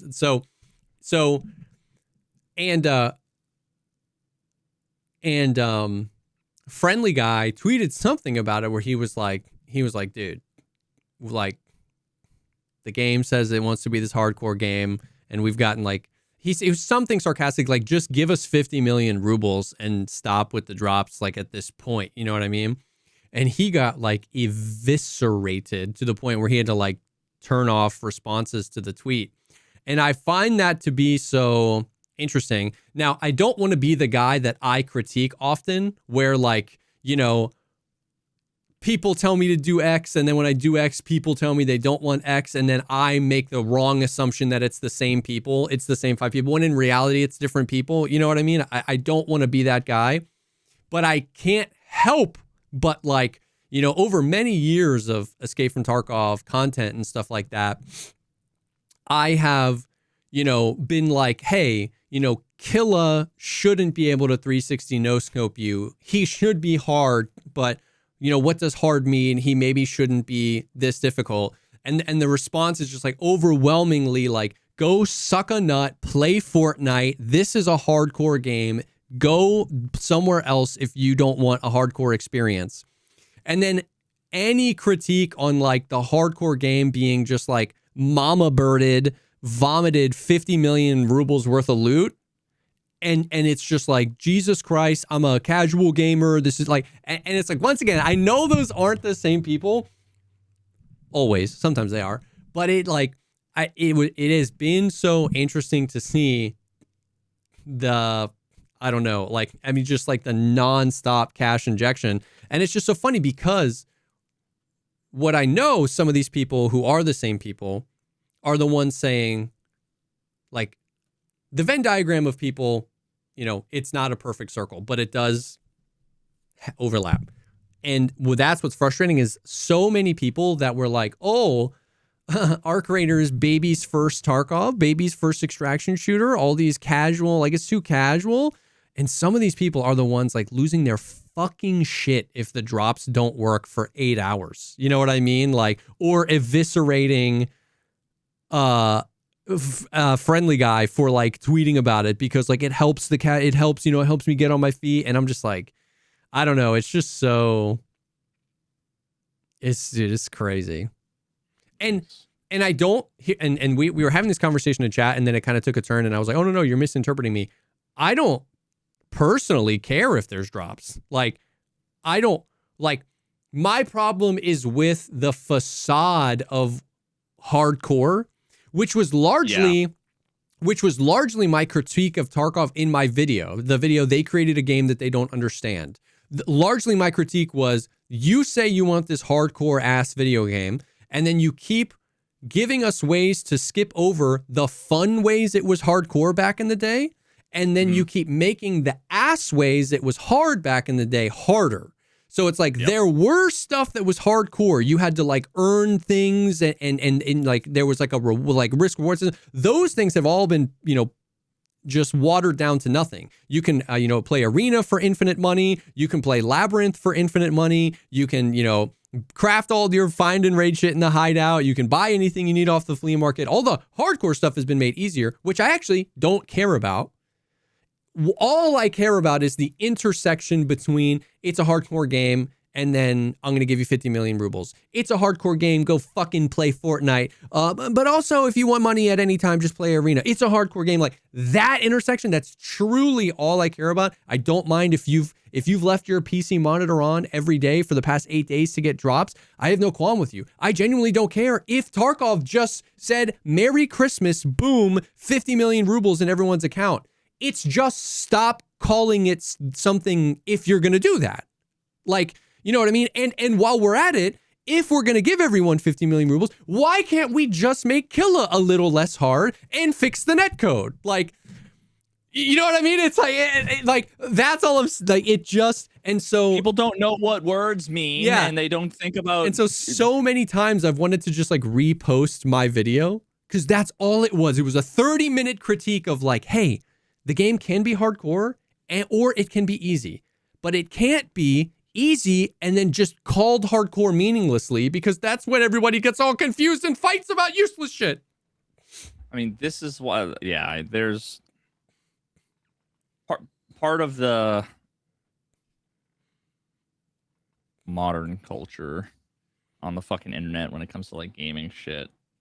And when it comes to all of the like TikTok, brain rot and all that, the fact that everybody's watching Destiny on 2x, debating somebody, watching him react to a video that he's watching at 2x, you know, that kind of shit, right? It's like, I feel like it's just, I don't know, maybe it's not increasing it or not, but what you're describing is just this single-mindedness where it's like, I have an idea, it's in my head. There's an idea over here. Yeah. There's never two thoughts set in your mind where cognitive dissonance would experience, where you'd realize none of this makes sense. Yeah. Everything's just compartmentalized. You have 500 ideas. There's 500 fucking cubbies that are all blocked off from all of the others. And it's like, just pick two random ideas in your head and compare them. Yeah. Someone's going to go, huh, with something. You know what I mean? Yeah. It's like, I don't know. Yeah, for sure.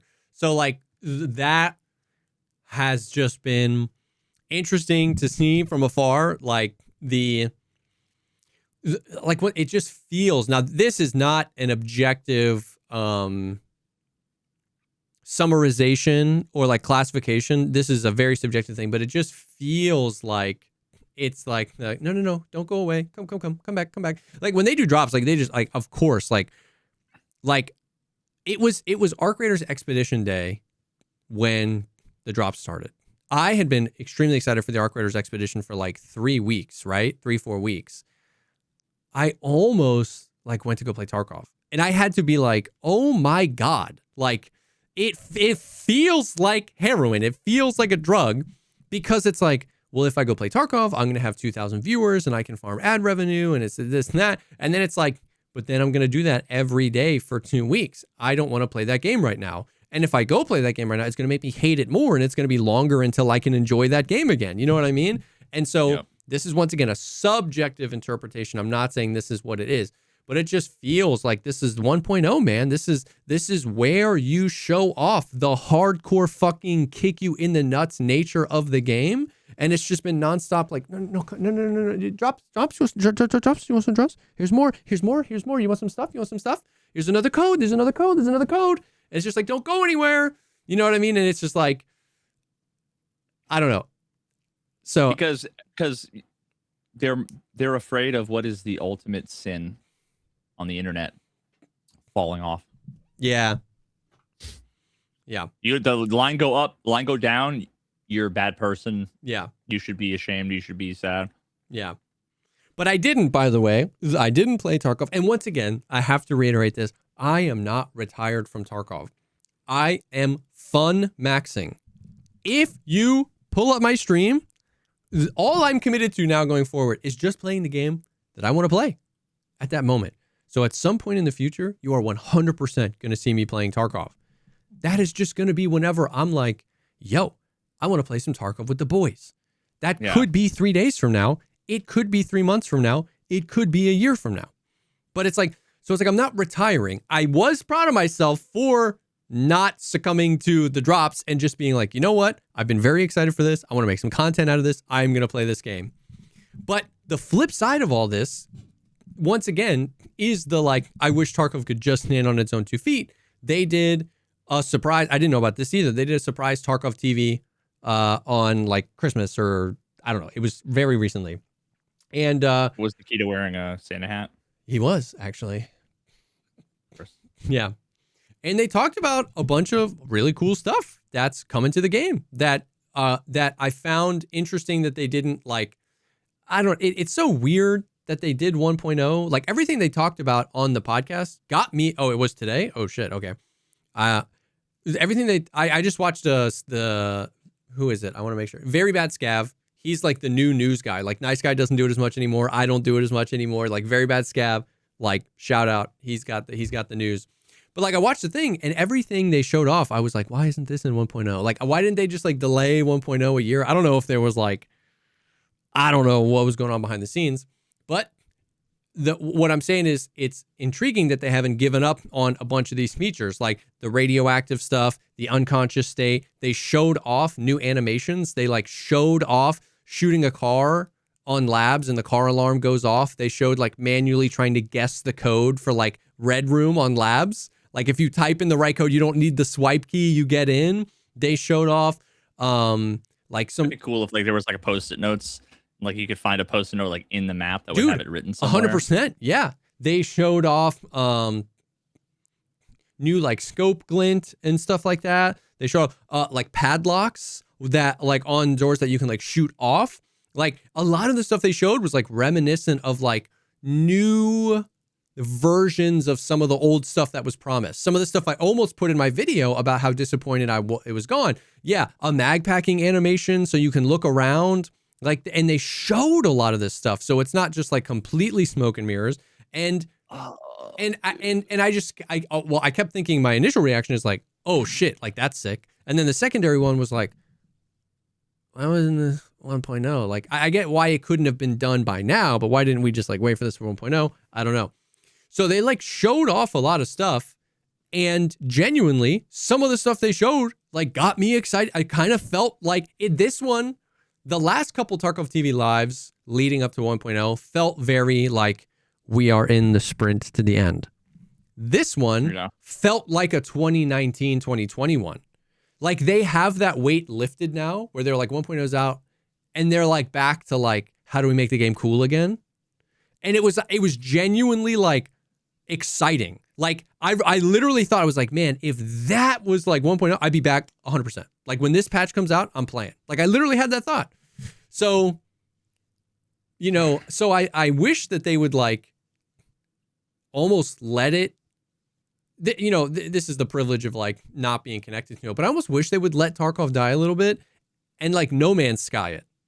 Like they fucked up, right? It got too big, too fast. Their code got radio spaghetti. Silent for a year and then dropped. The code got spaghetti. It got ass. They tried. It would almost kind of be sick if they were like, this is 1.0. They get the attention. They let it die and they just grind and they like No Man's Sky it, because I still believe Tarkov is a unique enough game that if it worked, if it was what they said it was, people would come back in droves. So you'd probably end up with like, rather than what they're doing now, which is like, yes, like trying to, what you'd end up with is yes, right? Like, yes, it would on the aggregate, it would probably be like a net positive. Yes. Oh fuck, I forgot about No Man's Sky. That's what I think that's what I'll maybe start playing once I get back after my video. Yeah. So they were talking about, he's calling it, this is his like facetious name for it, but he's calling it Tarkov 2.0, where once again, they literally just got, I don't know why, there has to be a reason, but they sprinted to the finish line to get 1.0 out. And now they're doing, like Unity updates. Some of the stuff I've like, I don't know if I'm allowed to say, but I've like seen it and it like looks fucking sick. Like visual overhaul to the game, graphical overhaul. He said cell shading. He said something about like being able to like, if you crash, like reconnecting to the raid will go from minutes to seconds. He said they're doing visual overhaul, humongous FPS improvements. They showed like dynamic map stuff, like on streets, like fucking debris blowing in the wind and all this kind of stuff. I'm sure that'll help performance. They got every I know. fucking tin can is going to be. I know the performance thing is a meme. Every time they talk about Unity updates and performance, like I think they've earned our distrust. Did they announce 2014? They're going to upgrade finally? Yeah. I always want it to be true, but I think at this point they've earned our distrust when it comes to performance. But he keeps talking about this like Tarkov 2.0, where like it seems like there was this like renewed sense of like, let's fix the game. And I was just so confused as to like why it was after 1.0 and not before. But regardless, once again, I'll say it 1,000 times. I don't care. I just want the game to be fun. I'll come back and play it if it is fun. One thing that I found interesting was, so in 2026, they are, because I've told you that like these are the like permanent characters, the ones we have, and at some point in the future they were going to add seasonal characters that wipe that you could choose to play or not to play. Mm-hmm. He talked about you ever play Project Zomboid? Is that the one that Clean plays a bunch of? Yeah. I've never played it, but I've watched a ton of it.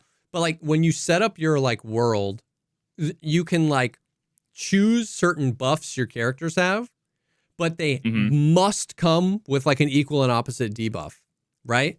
And there's going to be something like that you can do for your character on your seasonal character when it wipes, where like you can say, I want extra XP and extra stuff sold from the trader, but the cost is I do not have a secure container spot. Or the cost is my skills level 20% slower. And so like on a character that wipes, that sounds like a really cool system where like we've talked for years about how like I got so bored with wipes because nothing was ever different. Like this sounds like a cool system where like if you know a wipe is coming, like you might be inclined to try some wacky shit. And then if you don't like it 3 weeks, then you can go play on your main character and just like leave that one. But like, yeah, some sort of custom hardcore wipe. And I was like, yo, that sounds kind of sick. So I don't know. All of this is basically, all I hear is, bro, she's changed. Oh, no. Yeah. No. I'm half kidding. Yeah. Because it's just like all this stuff is coming out with Tarkov. It's sick. And it's like, I thought we just established that we were over. No. I'm what I was, that was the point there was to make like, we were talking about how it feels like they're putting so much effort into being like, guys, please don't leave. Yeah. And then also seemingly putting so much effort into going back and revisiting the really cool ideas for the game that we thought died because 1.0 came out the way it did. And my thing is, stop like begging us to play and just like, if you're telling me you're doing that stuff, do it. We'll come back. Like, that's how I'll come back. Like, I'm so tired of the bullshit. Release that update and I'll genuinely be like, fuck yeah, I'll go play. Yeah. And so like, that was the point, was to make. It's probably hard for it. It's hard, I'm sure, from that perspective to feel confident in that, right? Because what you're talking about is like, you know, being like, oh yeah, surely everyone will come back. And like, no, your default is going to be like, no one's gonna. True. It's kind of like the pressure we have as streamers, where it's like, if I play a different game, no one's gonna, you know what I mean? Yeah, or if I'm gone for a week and I go hit live again, is everybody gonna come back? Yeah, true. The default is like, I'm fucking myself. But at the same time, like I wish Nikita would remember something he told me a couple of years ago, which was basically like, one of the worst things that ever happened to them was that they blew up. Yeah. Because then they couldn't just chill and like focus. Yeah. Then the spotlight was on them, and it's like, harness that energy, Nikita. Like, because let the spotlight dim and go elsewhere and wander around for you to be like, look at me now, motherfucker. 100%. And then the spotlight. Because I think like, and I think that's the thing. If you are super plugged into the internet, if you're chronically online, it's all negativity, right? At the 1 foot view, it's all negativity. It's all anything is. It's like there's always somebody that'll leave a comment about how like, yeah, but do you remember this thing? At a 10,000 foot view, that negativity is often held as a very shallow opinion, right? Like No Man's Sky is just such a good example. Years and years and years, if you just mention that game at all, it was just like the comments would go crazy.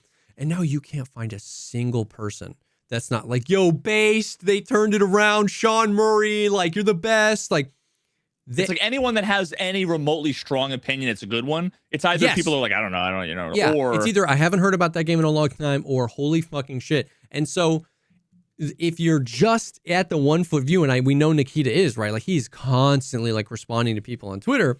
It's like, man, I wish you would take that 10,000 foot view where it's like, I think everyone, including the most staunch haters of Tarkov, if they've played more than a couple hundred hours, they want that Tarkov we were promised. They want Tarkov to be fucking sick.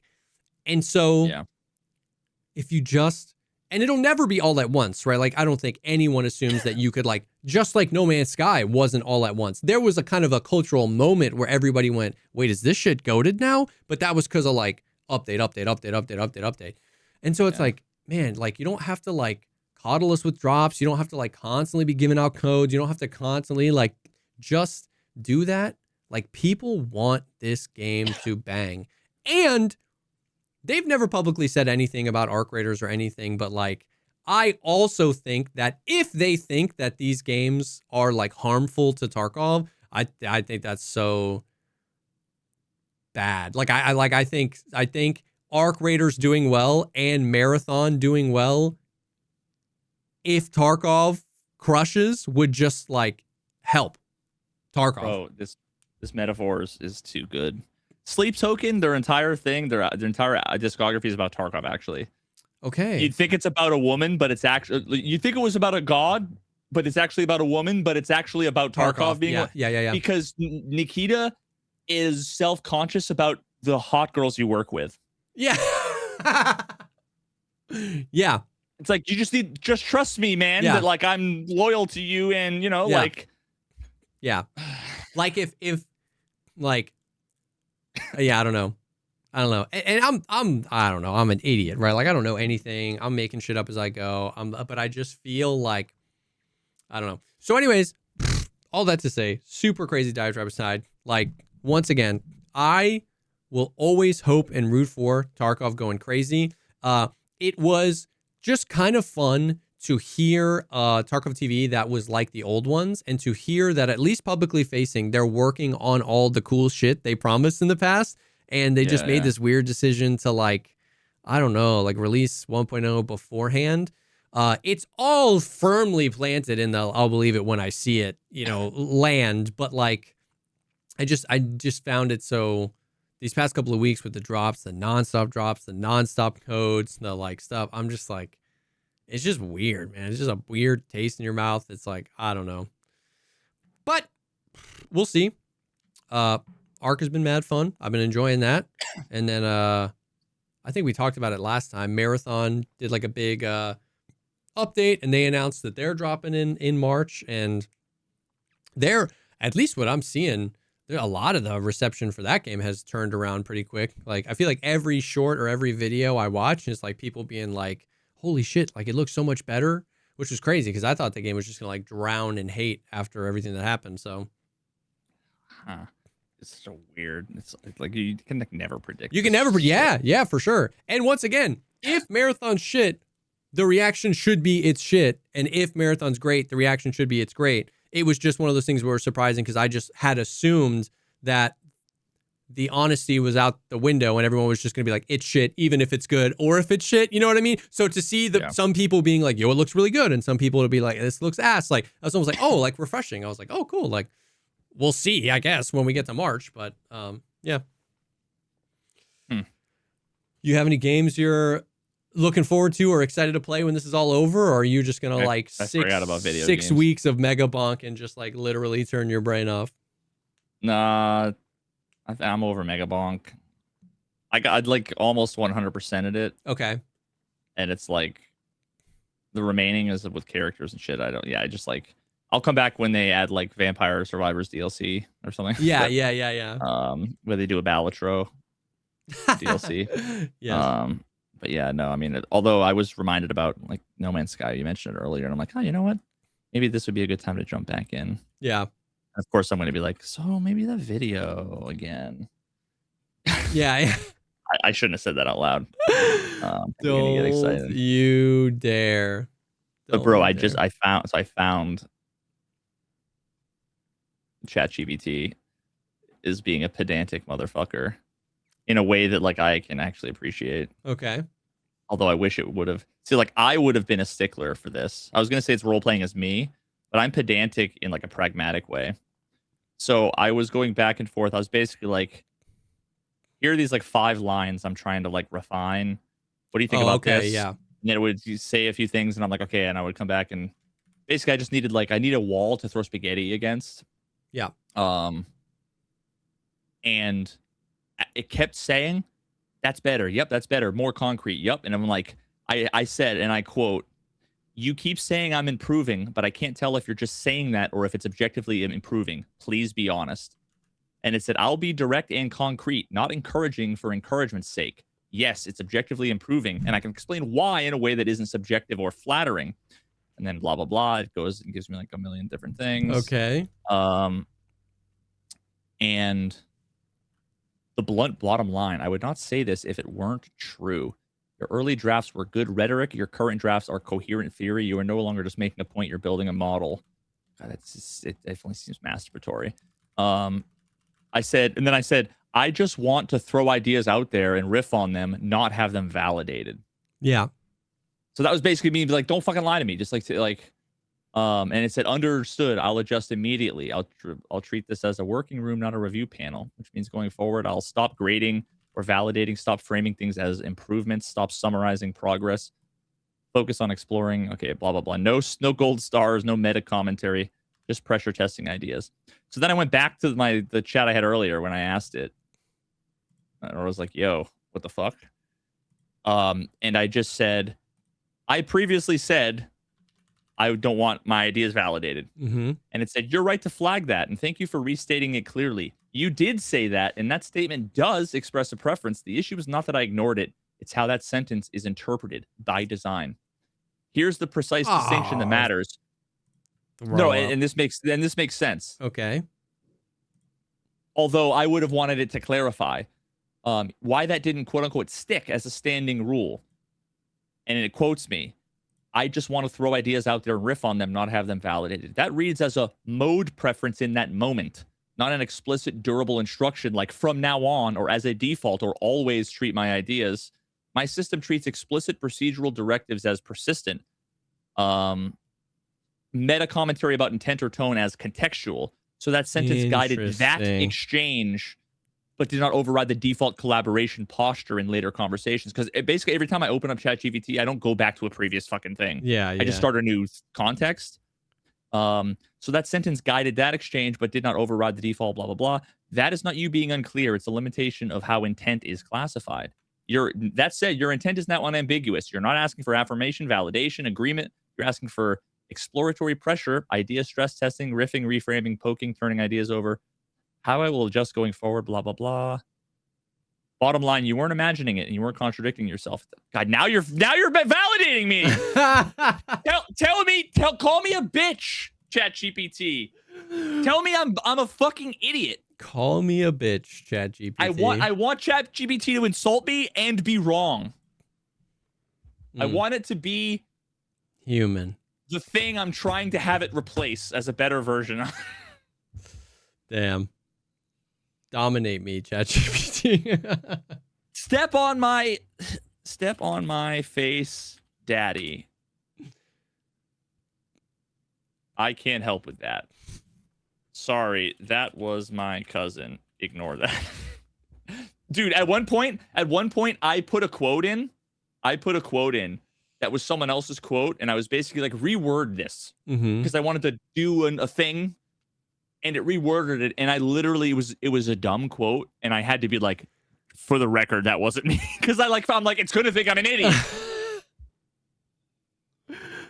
Oh my God. Well,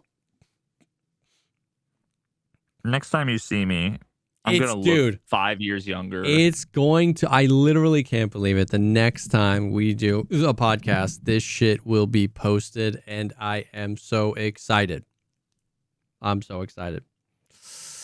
Oh boy. Well, that is the stuff. Thank you guys so much for hanging. Thank you for being here. Thank you for the support. We appreciate it.